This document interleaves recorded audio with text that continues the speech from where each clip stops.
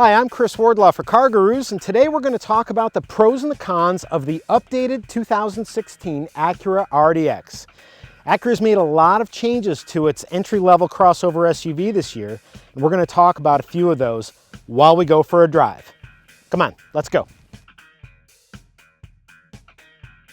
Now, turbocharged four-cylinder engines might be the hot new trend, but in my opinion, nothing beats a powerful and refined V6. The Acura RDX has one. It's 3.5 liters of displacement, makes 279 horsepower, and it makes this little crossover really fun to drive.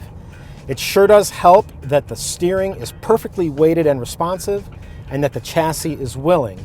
And while the brakes can fade a little bit under duress, overall, there's really nothing to complain about here as far as driving dynamics.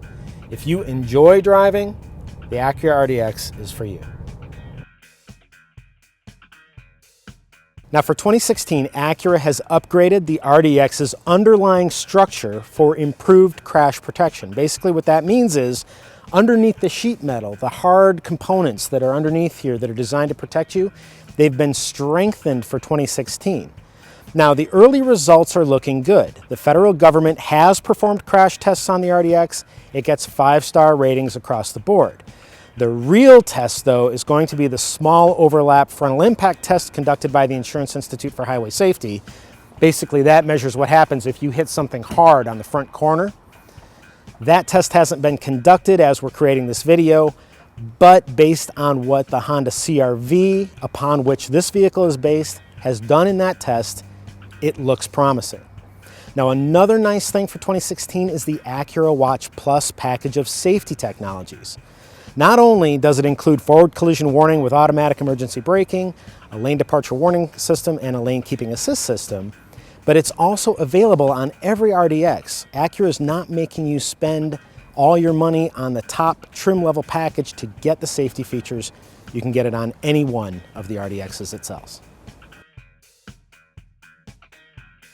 Another nice thing about the RDX is that it's really easy to find what you're looking for and to use it. You're never going to be driving to the side of the road and angrily ripping out the owner's manual to figure something out. Now, if you've watched my video of the Acura MDX and you're looking at this dashboard and seeing this 2-screen infotainment system, you might be thinking, all right, Wardlaw, why did you criticize that design so much in the MDX, but you love it in the RDX? Let me explain. In this vehicle, the climate controls are all arrayed down here. The only thing related to climate controls that is on this screen is the temperature display. That means nothing but the radio and your media choices are operated through this middle screen. All the other functions of the infotainment system are accessed using these buttons and knob and this top screen. Now, what that simple change with the climate controls does is it automatically makes the driver remember, I use this for radio, I use this for climate, and everything else is done here and looking here. In the MDX, that's not necessarily the case. And so I find the RDX's setup much more user-friendly, much more intuitive, much easier to use. So now that we've discussed a few of my favorite things about the RDX, let me tell you about some of the things I'm not so crazy about.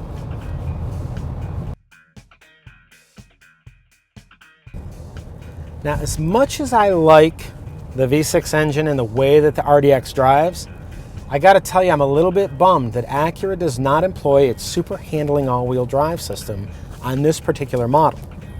Now, super handling all-wheel drive is a torque vectoring all-wheel drive system that can actually put about 70% of total engine output to just one rear wheel, and it makes vehicles with SH all-wheel drive a lot of fun.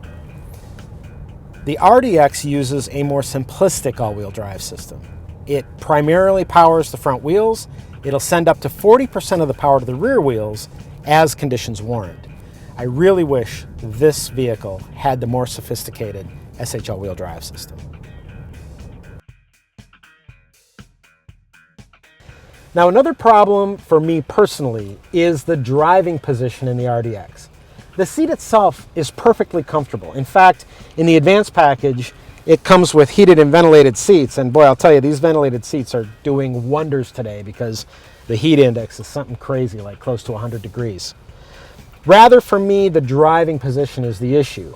I don't feel like I have enough height, and I don't feel like I have enough rear seat track travel. Now, I'm only 6 feet tall, but I'm built like all the guys in my family. I've got long legs and a short torso, so that means I like to sit up high and as far back as I can.